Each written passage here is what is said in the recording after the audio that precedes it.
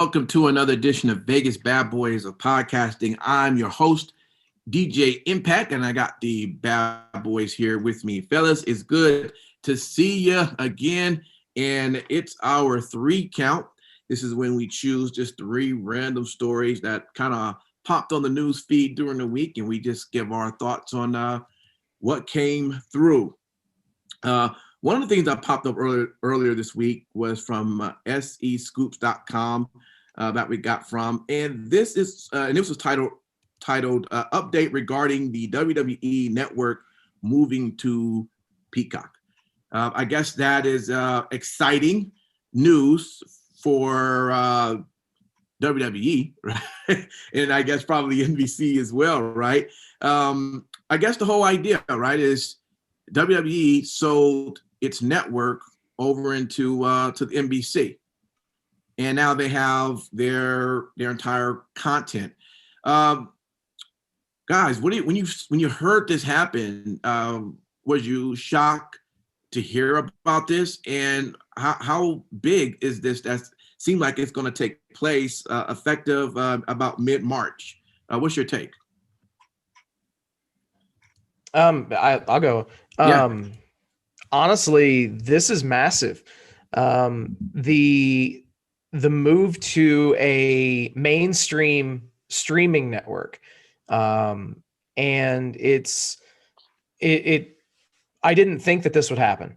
But I was looking at some of the terms, and just to realize how much money WWE is getting from this deal is obscene. So looking at the numbers, it equated down to being about $1,000 that NBC Universal was paying per subscriber over the 5-year period. They were paying $1,000 to WWE for each subscriber currently on the network. Wow. Yeah, it's insane. So the whole idea now is that we're going to have WWE content along with NBC shows all on this particular platform. Yeah. And for in most cases cheaper than the network. I mean, you can get the model for $5 with ads if you're willing to watch commercials. Yeah, if you're willing to watch commercials, it's $5. And you get the WWE network and The Office and everything else. It's pretty fucking awesome for consumers.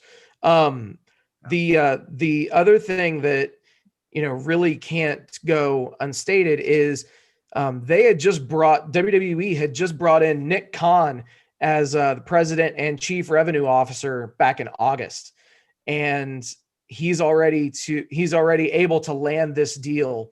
I think it's pretty safe to say that Nick Khan has a position for life with WWE. Some people are actually even speculating that this move is the beginning of something bigger. Some people are even speculating that this could be viewed in the future as a bit of a down payment on purchasing the company itself. So, wow.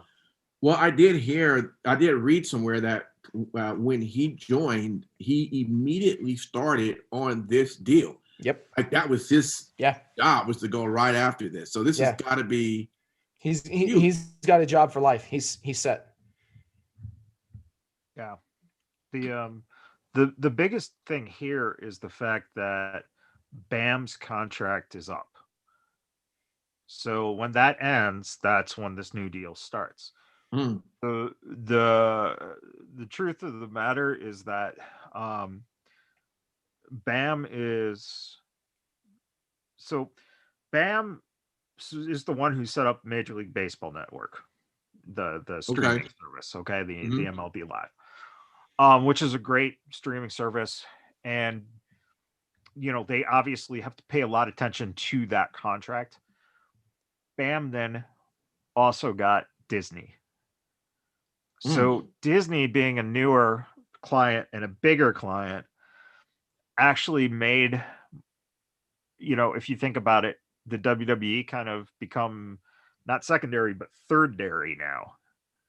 because Disney's like top priority, Major League Baseball's second, and WWE's third.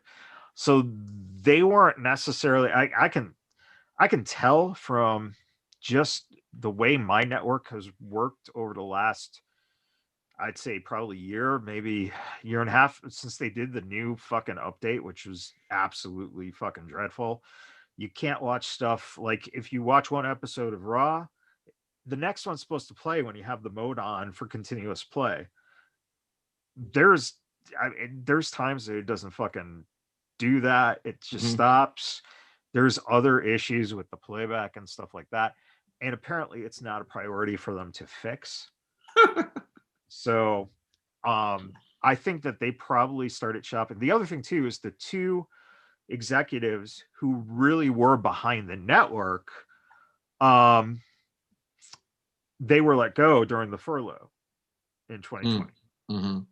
So bringing in the new guy, I think that it was made a priority to him. Like, we're hiring you. This is your first and foremost fucking priority. Yeah. So, and I think that a couple factors, if you think about it, this is one of the really, really, really weird, odd opportunities that we're getting now with streaming services, that Fox's product now in SmackDown will be on NBC's streaming service. Oh yeah, huh? Yeah. So you can crazy. see now the lines are starting to fucking blur, and we're going to see this more and more until essentially Disney owns the fucking world. I'm assuming they'll be the winners of all this. But you've got Fox, who's owned by Disney, so Disney kind of wins there. If Steve's indications are correct, it could lean towards maybe even Disney picking them up, or it could lean towards Universal, NBC picking them up, which in turn would lead to them always having some network to be on, whether it's USA for the rest of their existence. Hell, you could probably even take one of your shitty networks that is a real low grade network and just make it a television fucking version of a WWE network. So there's a lot of opportunities here. Very, very smart deal. Very, very it's funny that there's all this hype about ratings. This just goes to show one more time, ratings do not fucking matter. This is it. I mean, when you have a company that's built up like this, the revenue that you've shown through the history of your company basically shows, and the Universal or USA, tie-in. They've been working with NBC/Universal now for a good 30 years almost, or whatever it's been, through that whole process of USA turning over and they're being bought up by different companies. So I just think it's a smart move, because you do realize who this Khan guy is. He's actually he's a cousin of Tony Khan, and basically he's it's a power play. They hired him to bring him in and just destroy AEW by bringing in a Khan. It was the perfect Khan job. Let me ask you this right quick, Simon Street. I did hear that. See, that's why for guys who's listening to this on the podcast, we're sitting back laughing. So it's kind of difficult for you to see when these comments are made like that. We're just sitting there busting up. So you got to sometimes tune in on the video so you can kind of see us just, looking at this fool Michaels for saying the stuff he says. Okay. If you're not watching, you're missing out. You're missing out. Okay. Especially looking at Simon Street and looking at him to see his mind's going, okay, is it bullshit or is it true? No, I'm just not. I'm just watching you do your art. Continue. Let me ask you this. Let me ask you though, Simon Street. I did hear that one thing about the new, I guess, Peacock system they have is that I guess one thing we enjoy with WWE is when they have their live pay-per-views, you are able to stop, rewind, play back, all that in the middle during that segment. But their system at the moment isn't set up for you to do that. So you literally have to watch the pay-per-view live. There's no going back.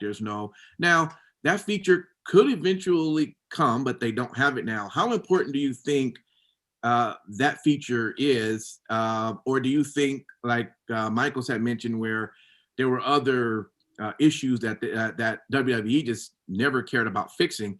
Do you think NBC might be the same way and go, hey, fuck it, they just need to watch it live? They don't need to have the option of playing back, stopping this, or starting over.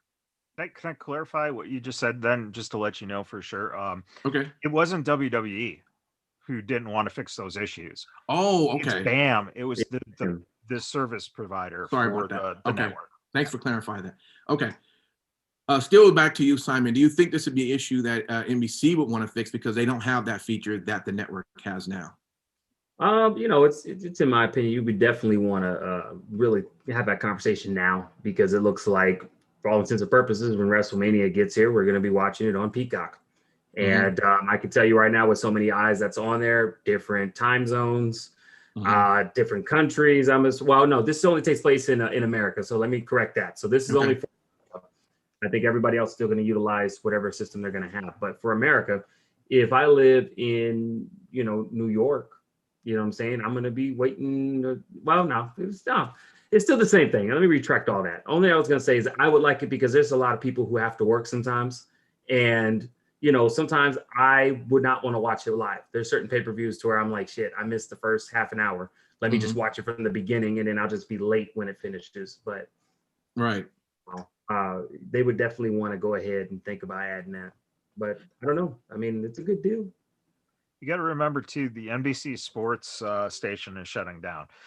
So if they do retain the contract for NHL, plus whatever other sports that they still have contracts for, then you're pretty much going to be forced into a situation where you have to update your system so that you can, forward rewind and, start in the middle of a game, or, start from the beginning of a game. I think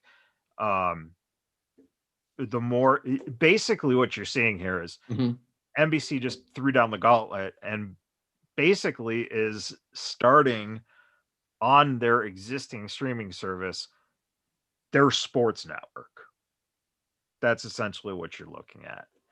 So, and you got to think about it in the terms of, well, why would they do that? Well, ESPN Plus is part of the Disney Plus package. And if you really want to get fucking confusing and blur the lines, so is Hulu. And Hulu has a lot of the NBC shows contracted, in which that's starting to change now too because of Peacock. So, it's an interesting time to say the least. But one key thing here is that for $9.99 now, now you get commercial free, not only the network but also Peacock. So you can watch Jim and Pam in their office habitat and go through their romance. Commercial free for only $9.99. What was that price again, Steve? $9.99. Well, the cool thing is too, if you were heartbroken recently because The Office left Netflix, and you happen to be a wrestling fan, you really didn't lose. You just go to a different streaming platform. So I'm happy, because I was a little pissed off at first when I heard The Office was leaving Netflix. That's my go-to when I need to go to sleep and I'm drunk. But isn't hell? You're real. Put that the on. more you know. But their shows are also on Hulu, correct? Some of them. Some of the contracts. The same thing with Netflix. Netflix has certain shows that you're going to see on Hulu, even Disney Plus, but they have a contract with them. It's all confusing for me because I just realized that you still pay for cable. Leave me alone. Hulu, Disney Plus, and ESPN has this deal for like $12, right? Here's the problem. I pay the 1 year in advance for Disney. So I have that to whenever they started last year. What was it, June, whatever. So I have that. But then I also pay for Hulu. I pay for the $5.99, so I have that with commercials. I want to jump on this whole Hulu, Disney, ESPN deal, but I'm already paid for the Disney year in advance. So it's one of those things where I'm like, well, should just wait till after that's over before I jump? I guess what I'm saying is all these things are becoming confusing. They are becoming better that they are joining because you're having a lot of good options. But once you're in the middle of one of these contracts or whatever your billing cycles, it's just sometimes hard to figure where you jump in to start. Have you tried contacting anyone about that? No. I just realized it this past weekend that all three of them were connected. So I pay separately for them. I would look into it because there should be a way they can rectify the situation for you, and maybe figure out how you pay the difference or whatever. Mm-hmm. There's supposed to be a bundle. Yeah. Now see, Impact, you wouldn't have to worry about that at all if you had Verizon, because you get that with Verizon. Okay. Let me not think of. He got his mute. Don't worry, guys. Thank you. You know what? He does kind of make a point because, even with T-Mobile, they pay for my Netflix. So it's like if let's say T-Mobile picked up let's say they picked up Peacock and they said, hey, we want to pay for your Peacock. Wait, whoa, hold on. Time out. Wait, T-Mobile pays for Netflix? Right. That's what I'm about to say. Yeah, my T-Mobile pays for my Netflix. Do you have multiple lines, family lines or something like that? Oh. Yeah, I got a daughter, I pay for her. No, that answered. But that answered the question. Is that a forever deal, or is it like for a special? No, it's a forever deal. They basically pay up to so it's I think it's just turned up to $17.99. So they pay literally like more than 80% of what the bill is. So whatever the basic is, and I didn't know about it until I changed my plan to something else. I don't know. It's because I have multiple lines. I don't know that. Yeah, you have to have a family plan. Is that what it is? Okay, then that makes sense. But yeah, I have the $17.39, but they keep paying for almost 80% of that bill. So let me ask you guys right quick, because I know you got up to the other story. This might not even matter, but in this SE Scoops article, it did talk about that the WWE Network employees were blindsided by this deal. Now, this might not even be something that they didn't really need to know about, but let's just read it and see what your thoughts on it. It did say that in this letter below, it says, myself and my team were completely bulldozed by the press release about Peacock streaming rights to the WWE Network in the U.S., noted a Wrestler Observer source within the WWE Network. Quote, we just had an all-employee meeting last week, and there was zero indication that this would be happening. And while I'm here, I have also heard internally that they're pointing the fingers at social media for the poor ratings, end quote. What's your take on that? Does it matter if WWE should the network employees should have known about this deal, or you just find out when they decide to want to tell you about it? Adam Pearce found out that his job got fired last night while he was sitting on the couch. Why couldn't it be the same for everybody else? It's a joke, man. I don't think that they care. At the end of the day, it's business.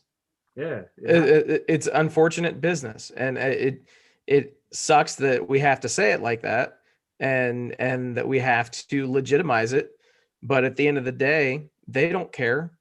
We're all just numbers on a balance sheet for who we work our shoot jobs for. Sure. Well, you got to think of this too. The source is coming from the Wrestling Observer. We don't know who the source within the company was. If in fact the companies were quote unquote blindsided by it, there was nothing that said the employees were working in what capacity of the network.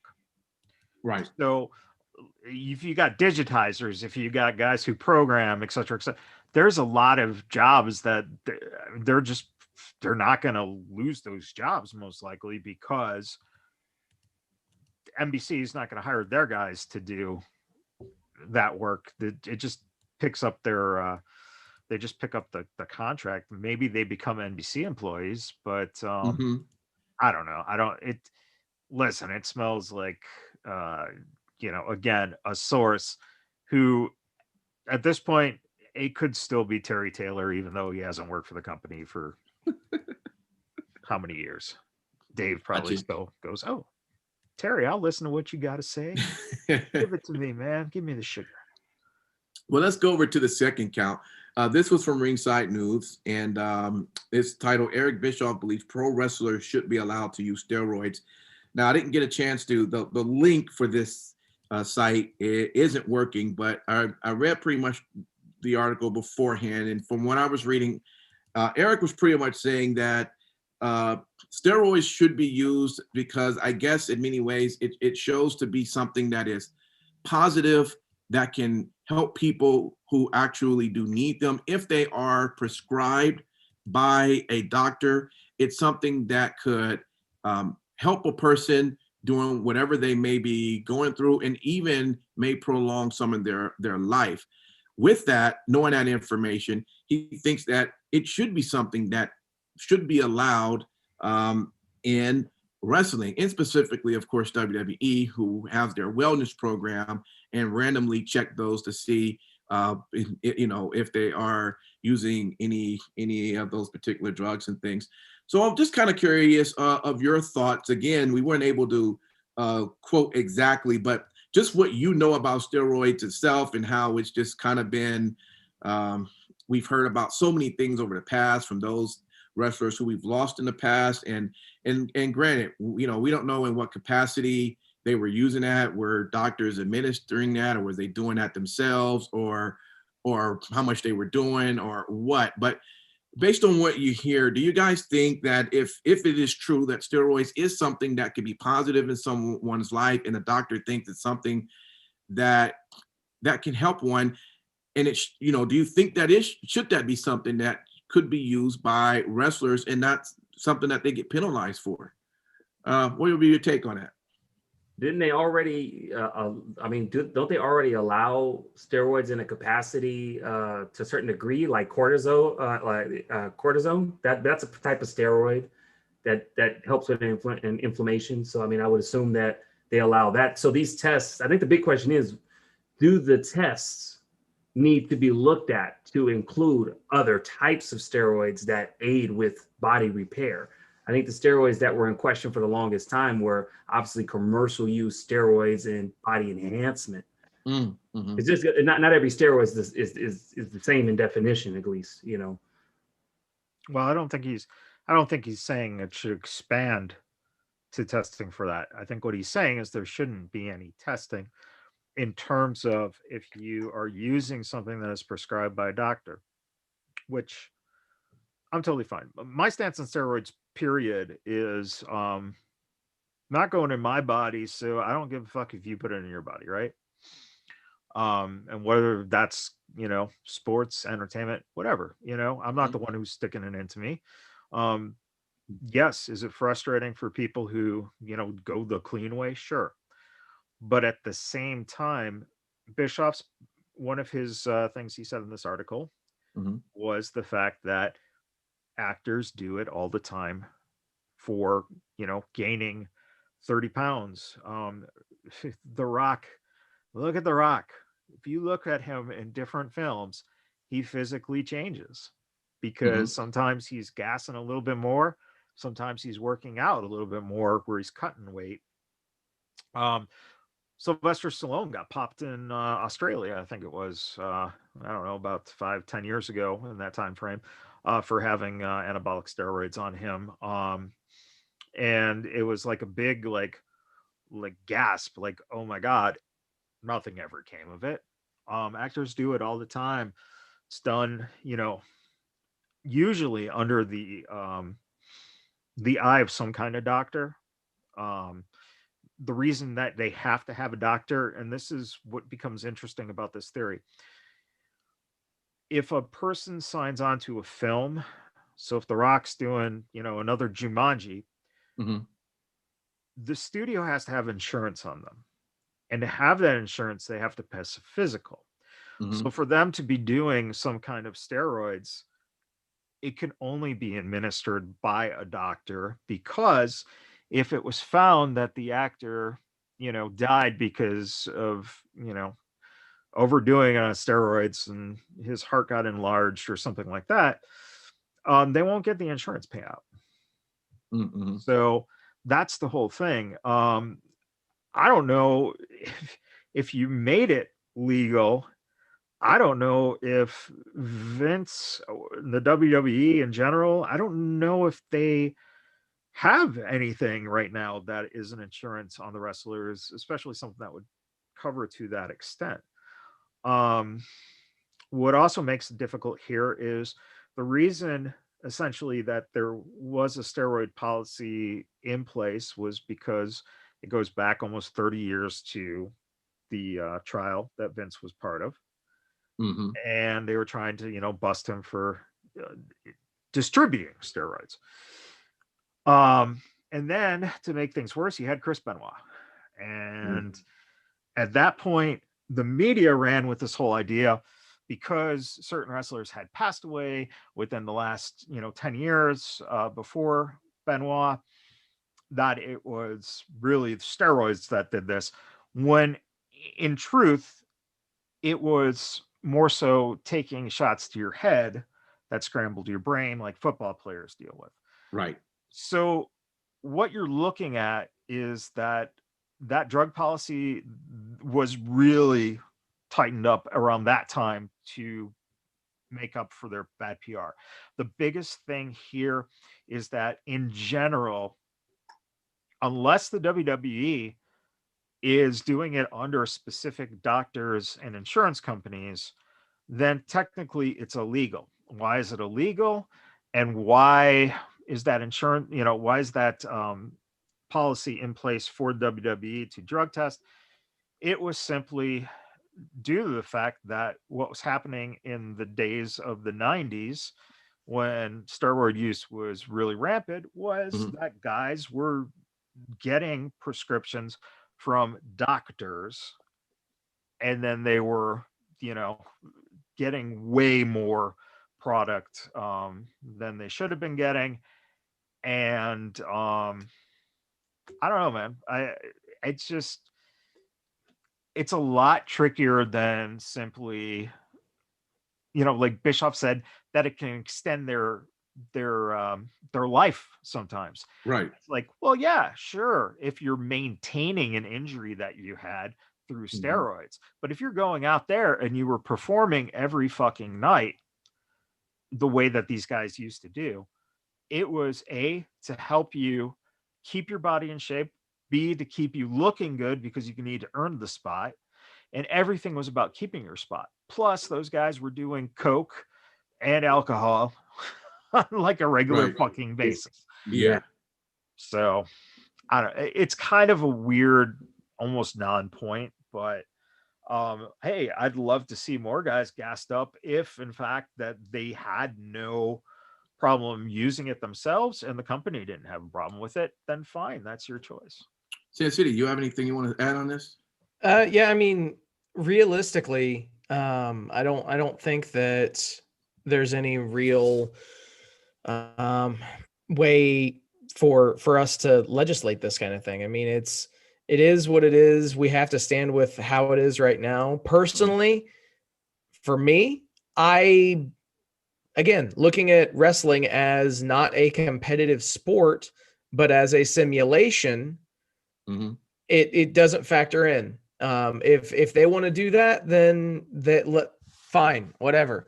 As long as WWE is not administering it or, providing it to them, that kind of thing.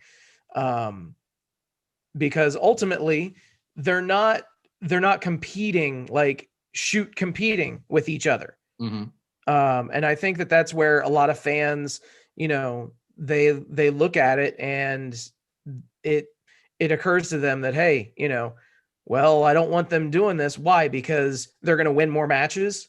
Well, they don't decide who wins the matches. It's decided for them. Yeah. So for me, it's like that. I mean, they're not competing for anything. If they want to, let them. But I think the advancements that we've seen in concussion technology and detection and prevention will be what actually prevents there being another situation like what there was with Benoit.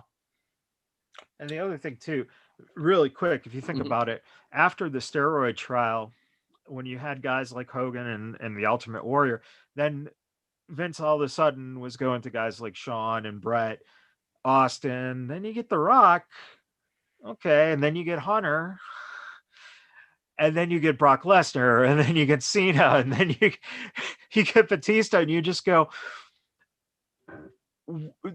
come on. Yeah. Right. Come on, man. It's still there, but it's very, very limited in the way it's used now. Gotcha. I'm surprised you didn't say Jinder Mahal. Well, I kind of forget he works for them.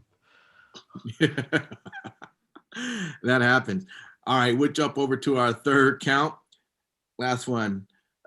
This one is from whatsculture.com. It's titled WWE Wrestlers Disagree with The Undertaker's Shoot Comments on Joe Rogan Experience. Now, this happened sometime about a week and a half ago. I'll just kind of read a little bit on what Taker said, and then just kind of mention those that had some objections to that. The first thing he says on the show is that it's tough right now. This is Undertaker speaking. It's tough right now for me to enjoy the product because the product has changed so much and it's kind of soft. I'll probably piss a lot of people off, but they need to hear it. It is what it is. He also goes down and says that era of guys too, those were men. You go to a dressing room nowadays, it's a lot different. I remember walking into my first real dressing room and I saw some crusty fucking men, right? Like half of them had guns and knives in their bags. And, shit got handled back then. Now you walk in, there are guys playing video games and fucking, making sure they look pretty. It's evolution, I guess. I don't know what it is, but I just prefer, I don't know. I just like those era, man, those eras, man. I like that when men were men. Now, of course, when he made that statement, man, that caused a firestorm. Joey Janela has some words. Xavier Woods, okay, this guy, he plays video games. Drew McIntyre had some words. Hey, Roman said he believed he misspoke. How about that? And Mick Foley went to his Twitter and said, no, he think these men are definitely men and tough. What's your guys' take on what Taker say? I mean, do you understand what Taker was saying? And because, hey, we all, of course, we were never in these locker rooms, but of course we grew up during the Attitude Era, from the things we saw there to how we see things now. And it's night and day. You could kind of understand kind of where he's coming from, but do you think he was right on, or do you think he was off? Do you think, like Roman says, he misspoke, or do you think Taker was right on it and it is what it is? I definitely don't think he misspoke. Okay. I think he said what he said and he meant what he meant, and vice versa. Said what he meant what he said. It's ultimately, we are living in a different world now than what we were in when they were running shop back in the Attitude Era. Things change.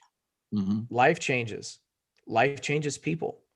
That's the most important thing, is being able to adapt to those changes and be able to even anticipate them, and when they happen, revitalize yourself.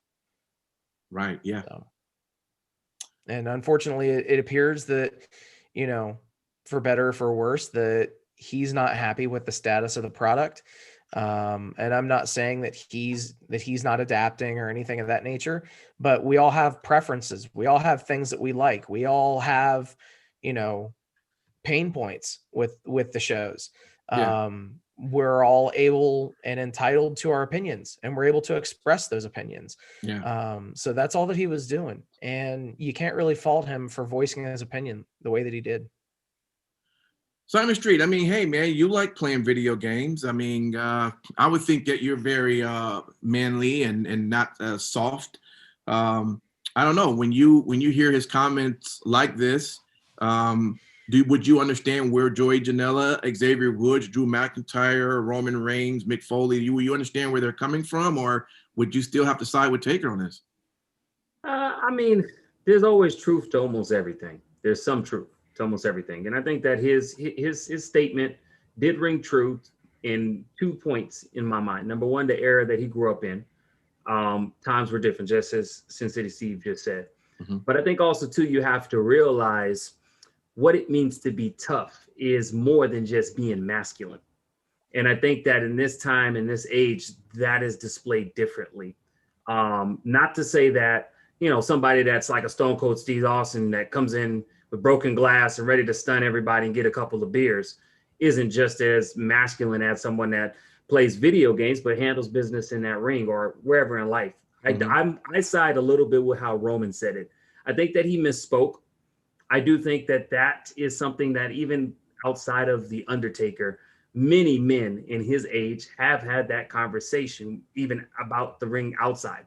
It's no secret. There's a large amount of men who coordinate their ensemble when they wake up in the morning, that of what women have traditionally done. And that doesn't take away with how tough they are and how much grit they may have. They just happen to do it a little bit flashy. But playing video games and whatnot should never really determine whether someone's tough or not. It's situations that they're in. And that part that Undertaker did say, there are some times where not just anybody can do a hardcore match.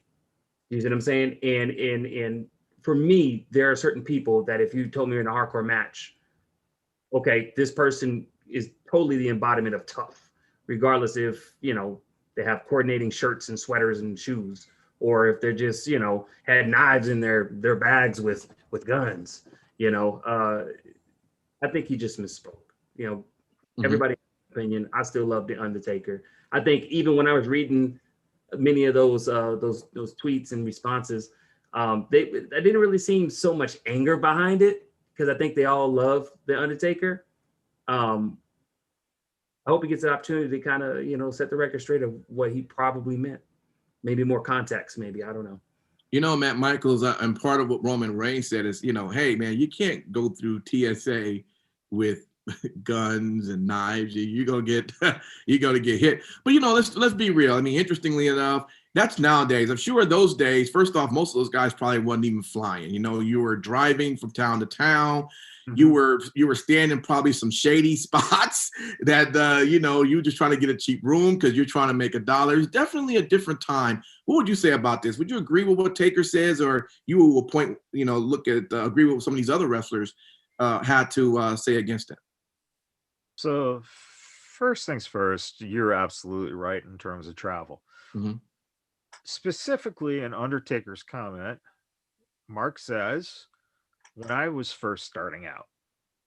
Well, when he was first starting out, he was wrestling in the South, and he traveled by car, just like everyone else did in territories. Mm-hmm.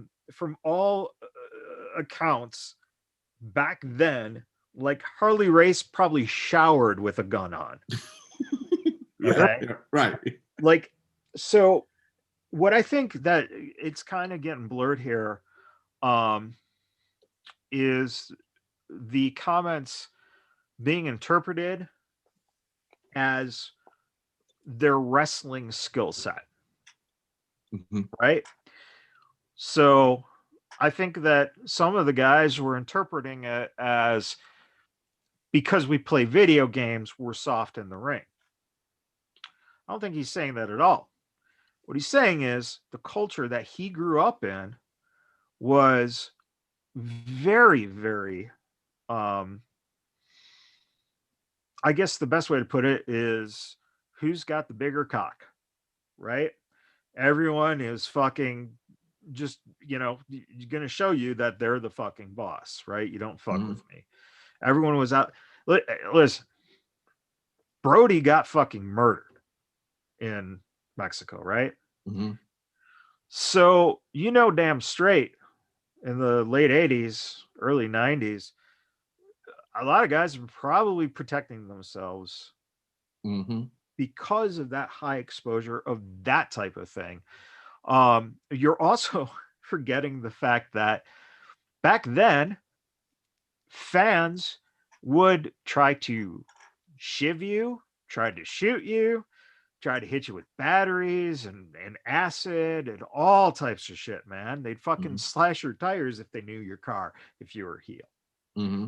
So, in some ways, you're talking about the thickness of skin and how it is in a locker room. And I think what he's saying is that that was the culture of how it was for him, right? And the Undertaker was a locker room leader. So therefore, basically, I think what he gets to is that he became a leader because of the toughness of everyone else around him. Right? That made him step up his game so that he was, someone that would earn respect. And that was Right. all really what you're talking about. I think nowadays in the locker room, respect kind of can be earned by guys having, huge contracts or, other things. And the fact of the matter is that we don't know if Mark would have been playing video games if today's technology was back then and if the locker rooms were like that when he got into the business, Yeah. So really it's literally a generational gap. And he says this about being tough and etc. Well, I'm sure too that there were numerous people that he came up with or that were already established when he was around getting into locker room that probably used some very colorful language to describe black people and Mexicans and Right. and gay Mhm. people. Listen, Pat Patterson, man, you talk about a gay man who had to keep that closeted for most of his career because within your own locker room, you could be, fucking attacked for being a gay man. Yeah. So there is a lot more that goes into that. And dude, everyone fucking tries to make their own headlines by pulling out that shit. Yeah. Do I think he needs to apologize or whatnot? No, he's Mark Calloway. He's the fucking Undertaker. Right. What are you gonna, Right. So He was aware he's going to get flack from it. So yeah. Let's put it this way: he is one of the smartest guys. He's just breaking the kayfabe now. And the thing is that he knows damn straight that anything he says, people are going to listen to. So, whether it was misunderstood, well, that might just be part of the guys just not, again, getting that culture, knowing that, not knowing that he doesn't necessarily get that culture and whatnot. But I don't think anyone would literally take it as to the point of cancel Undertaker. Right. I would hope not. Yeah. We just got him talking. I don't want him to stop talking. Exactly. Long time, please. Show me that toughness and just be, look, I said what I said. I'm not going to apologize. It's how I feel. I'm not persecuting nobody. It's just my opinion because I love hearing the Undertaker talk about stories. This is the first time account shit he's been telling us. And you brought up a really interesting factor, and that is, there are only a handful of people that can seriously whether it be maybe CBS Sports, Sports Illustrated, not ESPN, because ESPN was butt sore over the the deal with Peacock, so ESPN's not giving them a good press anymore. But legitimate reporters who could actually have an interview with the Undertaker to ask him that follow-up without having Mark to just come out and do it on his own, right? So technically, Mark really doesn't have to say anything, because the thing that, even though it was Joe Rogan and it's mainstream, the only one this is really affecting is those people around the industry, fans, people in the business, etc. So if you don't have even like a real news source, then you're not going to have reporters shoving microphones in his face. Tell us why you said this, and then Right. I want to see the reporter who has the balls to go up to the Undertaker and say, why did you say this? There's only one person that can actually ask that question, and that's Stone Cold Steve Austin. On next time he comes on the podcast, if Stone Cold's the only person that can ask him that. Yeah, I mean, I would say that Stone Cold and just a very small amount of people can actually ask that. Otherwise, again, it's kind of one of those stories that, because it was on Joe Rogan's show, a lot of people did listen to it. If it wasn't The Undertaker and it wasn't Joe Rogan's show, if it was, Ricky Tenacious on this show saying something, then whatever. But from our comments, Mike commented. He said there are a little bit of quote okay boomer end quote with the Taker's comments, but I think there's a different world now with technology, how to pass the time, etc. So yeah, that's fair enough. Yeah, that's fair. And listen too, the other thing that we know about someone like Mark that we don't even have to listen to him talk to understand, he was a biker guy. So a lot of his spare time, and he probably was reading about bikes and fixing motorcycles and, doing that kind of shit, in his spare time. So he probably never got into Grand Theft Auto, Right. You know what?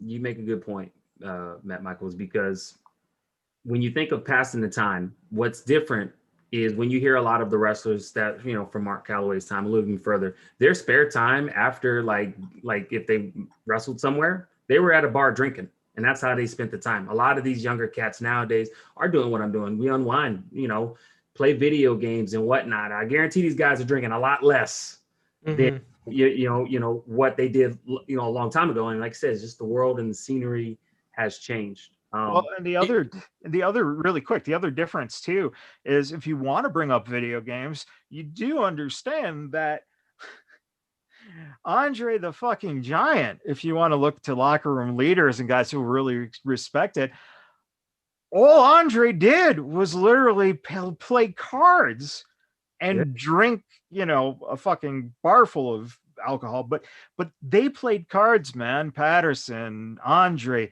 the whole, I think a lot of the Bones crew, Godfather and Savio and those guys, I think they actually got to know each other because they played cards all the time. Yep. Yeah. So, yeah. Real quick before we move on, this rarely ever happens, Impact. And since Steve, you may have not caught it, Matt Michaels was actually wrong with some facts. And I just want to take an opportunity to correct it. What? You said Brody died in Mexico or was murdered in Mexico. That's incorrect. He was murdered in Puerto Rico. Died in Puerto Rico. So I just wanted to correct you. It rarely ever happens. Yeah. And you know what? Going back to the whole comment about guns and knives, I would tell you that I know that the wrestlers also have to go through metal detectors, just as people who come into the arena have to go into there. So you're not walking in there with just a bag full of ammunition. You're going to get caught before you get in. So that has changed as well. But I think that, and that was a poor choice on his words. Yeah. Because I think everyone's focusing on this, like guns and knives equal toughness. Right. It's just the truth of the matter is that that is what you found in that generation. if you go into the locker room now, the question is, how do you determine the toughness? And to be quite honest, it's in the ring, you know? 100%. I mean, and look, one thing we kept talking about was the video games, but he also said that, he's also mentioned that people were making sure they look pretty. There was a time where, most guys we watched, it looked like they just, came from home, walked in and went right to the ring. Nowadays the guys are now like they got all made up, hair all wet and ready, and they, just ready to come out like they're ready to shoot some sort of a model pose or something. So, but that still doesn't mean that they're not manly, right? And what's really fascinating about that is the fact of the matter is, look at it. If you go back to when Taker started and was wrestling through the years, there was a lot of beautiful people. Let's just take The Rock for fucking sake. You don't tell me that Rocky didn't take a couple looks in the mirror to make sure his eyebrow was going up right, before he walked through the curtain.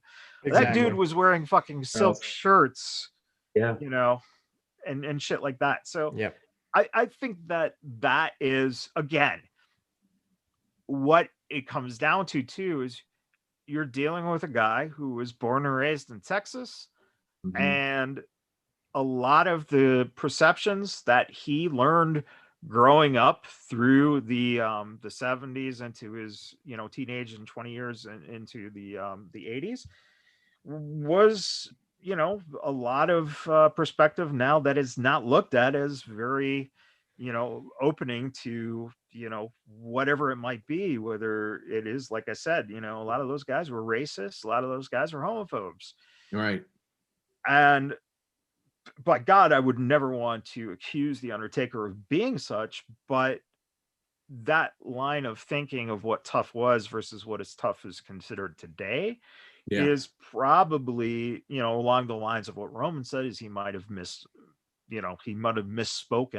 but in all honesty, he didn't misspeak.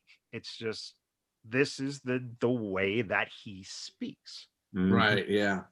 Well, it's pretty too, is the last commercial the Undertaker was in, he was playing a video game with his for the that wrestling came out. I'm laughing because I mean, I'll say this: Kevin Owens, he plays video games, and that's a tough SOB. You know what I'm saying? Big E plays video games. He's a tough SOB. Well, we know Big E looks in the mirror before he walks out, man. Oh yeah, he's primp, man. Yeah. Hey man, good stuff, guys. Really good conversation on our 3 count tonight. Thank everyone for listening. We're gonna go right into our final thoughts for tonight, and we'll go from there. So Simon Street, what you want to tell the folks out there? You know what? Thank you so much for supporting us. Thank you for giving us an opportunity to, do our thing. And if you're entertained, tell a friend, how much you're entertained, and invite them to share the happiness that we provide for you every Sunday. And so we can keep growing. Other than that, everybody be safe out there, and, be good to one another as best you can. No doubt. City. Thank you guys for hanging out with us in the chats, your messages, your likes, all that stuff is awesome. We do this for you. So thank you to everybody that also popped into the chat tonight. We're there. I'm going to be there every pay-per-view going forward. So I don't want to make any bookings for the other guys, but we'll try to be in the chat room for every WWE show, every WWE pay-per-view. So yeah, come in, hang out with us. It's a good time. Also, thank you to all of the brave men and women serving our country on lands both foreign and domestic. Thank you so much for everything that you do. And also, last but not least, repsports.com.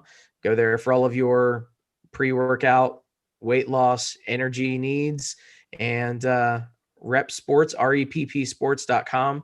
Use promo code Vegas at checkout and save yourself 15%. Perfect.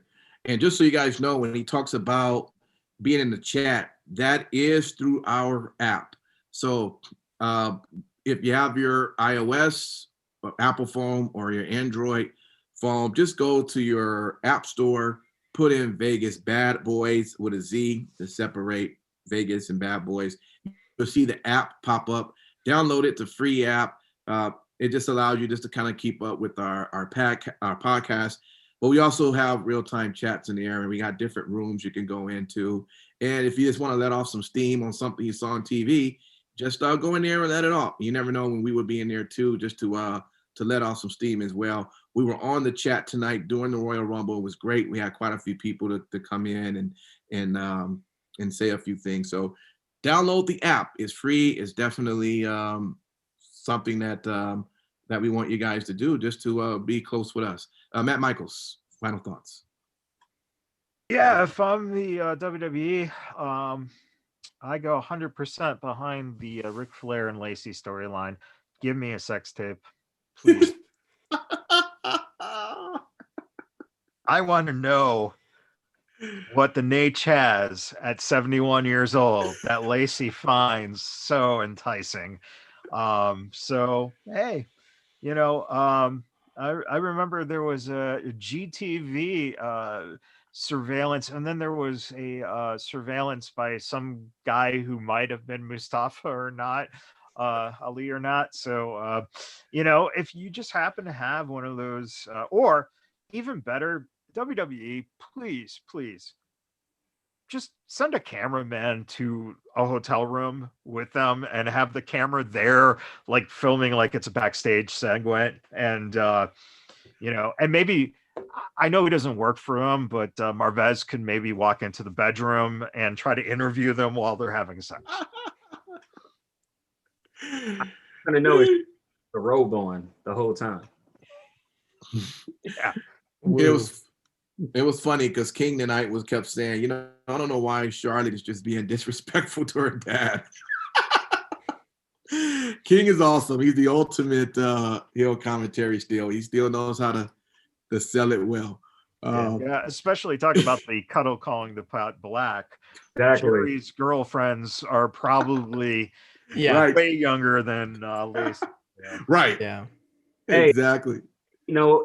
Ain't no hate on that at all, man. If you of age, man, shout out to all the men that's 50 plus with young 30-year-old girlfriends. Well, there you have it. Hey, also, if you want to donate in any way, feel free to do that. If you got the Cash app, our tagline is just Vegas Bad Boys with a Z. You can send anything you want, $1, $10, $100.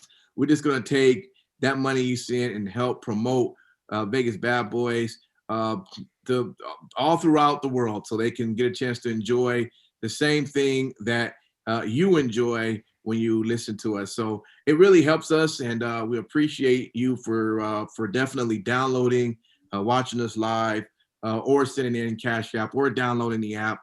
All those things are for you. We really do appreciate it.